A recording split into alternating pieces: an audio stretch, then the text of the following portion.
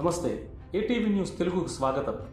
కౌంటింగ్లో కూటమి ఆధిక్యం కనిపించిన మొదలు రాష్ట్ర వ్యాప్తంగా చాలా ప్రాంతాల్లో వైసీపీ కార్యకర్తలు నాయకులపై దాడులు మొదలయ్యాయి. వైసీపీ నాయకుల ఆస్తులు విధ్వంసంతో పాటు వారి వ్యాపార సంస్థలను యథేచ్ఛగా లాక్కోవటం మొదలైంది.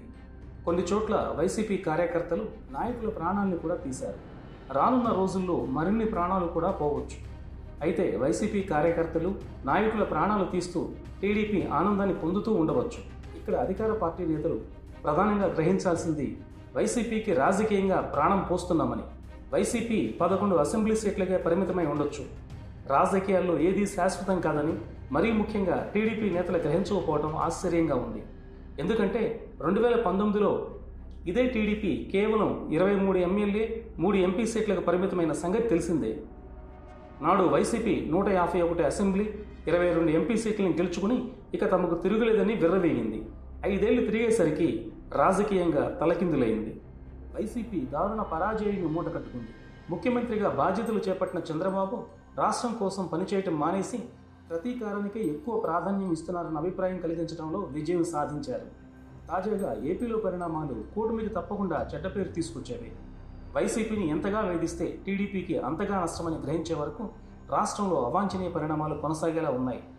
ఆంధ్రాలో అధికారం చేతులు మారింది, అరాచకం జడలు విప్పిందని ప్రజలు అనుకుంటున్నారు. ఎన్నికలు ముగిసిన తర్వాత హత్య రాజకీయాలు, దాడులు, దహనాలు అన్నది పల్నాడు, రాయలసీమ జనాలకు కొత్త కాదు. గత 5 ఏళ్ల హడావుడు చూసిన తర్వాత ఈసారి సీన్ మరింత దారుణంగా ఉంటుంది అని అందరూ ముందుగానే అనుకున్నారు, భయపడ్డారు. పైగా లోకేష్ ముందుగానే రెడ్ బుక్ అంటూ హెచ్చరించుకుంటూ వచ్చారు.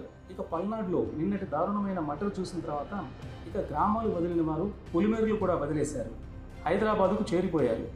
ఇక ఇప్పుడు చాలామంది రైతు కూలీలు, చిన్న రైతులు హైదరాబాద్లో పనివాళ్లుగా మారిపోతున్నారు, పరాయి పంచల్లో బతుకుతున్నారు. దాదాపు 1500 మంది ఇలా ఒక పల్నాడు నుంచే హైదరాబాద్కు వలస వచ్చారని ఓ అంచనా. ఇక రాయలసీమలో పరిస్థితులు సరే. పవన్ కళ్యాణ్ నీతులు చెప్తారు, ఇప్పుడు ఎక్కడున్నారు? చంద్రబాబు శుద్ధులు చెప్తారు, ఏం జరుగుతుందో చూస్తున్నారా? లోకేష్, ఇది మీ రెడ్ బుక్ పర్యవసానమా అంటే ఏమి సమాధానం వస్తుంది? తెలుగుదేశం అనుకూల మీడియా ఇది వ్యక్తిగత కక్షలను చెప్పవచ్చు. మీ హయాంలో వాడిపోయాడు, వీడిపోయాడు, అప్పుడు మీకు నొప్పి తెలియలేదు, ఇప్పుడు తెలిసి వస్తుందా అని సోషల్ మీడియాలో ఎదురుదాడికి దిగవచ్చు. కానీ జగన్ ప్రభుత్వం బాగాలేదని చెప్పే కదా తెలుగుదేశం పార్టీని గెలిపించమని అడిగారు. మరి తాము అదే చేస్తామంటే దానికి ఇక సమాధానం ఏముంటుంది? ఎవరిని చెప్పినా ఈ పరిస్థితుల్లో మార్పు వచ్చేలా కనిపించడం లేదు. నష్టం జరిగితే తప్ప కనువిప్పు కలగదేమో. 5 ఏళ్ల తర్వాత బాధితులు గట్టిగా సమాధానం చెప్తారు అని తెలుసుకుంటే మంచిది. ఇప్పటికైనా సమయం మించలేదని తెలుసుకోండి అంటున్నారు ప్రజలు.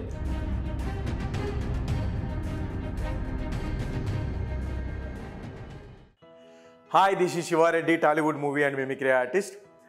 ATV Health, ATV Devotional and ATV News. Please subscribe, like and share.